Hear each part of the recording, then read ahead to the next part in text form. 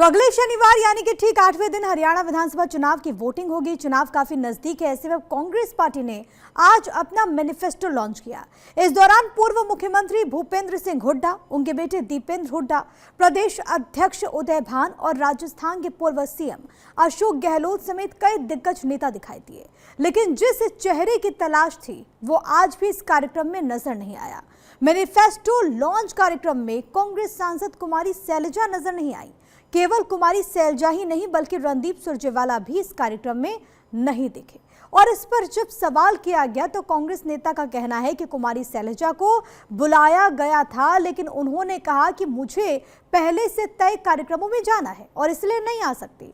राहुल गांधी की रैली में 2 दिन पहले आपसी एकता का संदेश देने वाली कांग्रेस आज मैनिफेस्टो लॉन्च के दौरान ही बिखरी हुई नजर आई। ऐसे में सवाल उठता है कि क्या कुमारी शैलजा अभी तक भूपेंद्र हुड्डा से नाराज हैं या फिर इसके पीछे कोई और कारण है।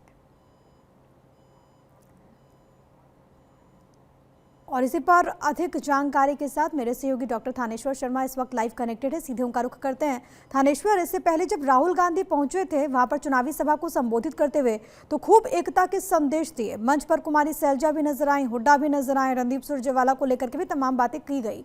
लेकिन आज जब मैनिफेस्टो लॉन्चिंग का दिन था, ये 2 बड़े चेहरे गायब थे। क्या अभी भी हरियाणा कांग्रेस में सब कुछ ठीक नहीं?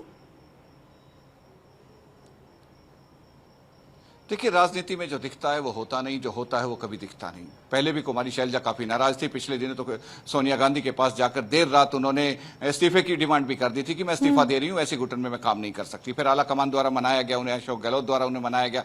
गहलोत साहब की 1.5 घंटे तक उनसे टेलीफोनिक कम्युनिकेशन हुई। उसके बाद जाकर वो मानी और राहुल गांधी की जनसभा में आई। अब कुमारी शैलजा प्रचार तो कर रही है, लेकिन वो अपने उन्हीं उम्मीदवारों के पास प्रचार कर रही है जो उनके समर्थक है। जैसे फतेहाबाद जिला होगा, सिरसा जिला हो गया, अंबाला जिला हो गया और उधर यमुनानगर। इन 2-3 जिलों में ही वो घूम के रह रही है। आज जब मैनिफेस्टो लॉन्च हुआ तो उस समय ना तो रणदीप सुरजेवाला थे, ना ही कुमारी शैलजा थी। जब उनसे उदय भान से जो प्रदेश अध्यक्ष उनसे पूछा गया कि कुमारी शैलजा और रणदीप सुरजेवाला नहीं है, तो उन्होंने कहा कि कुमारी शैलजा को मैंने खुद कॉल किया था। उन्होंने कहा कि मेरे पहले से तय कार्यक्रम है, इसलिए मैं नहीं आ सकती।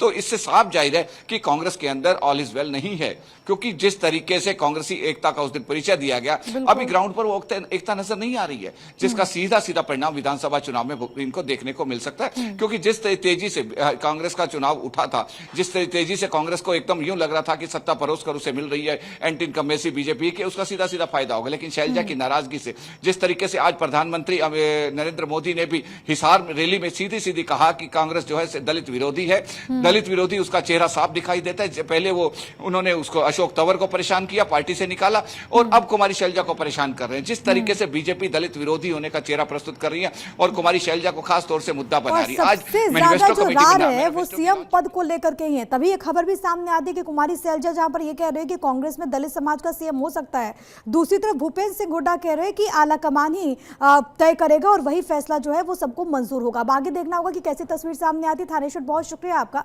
तमाम बातचीत और जानकारी हम तक पहुंचाने के लिए।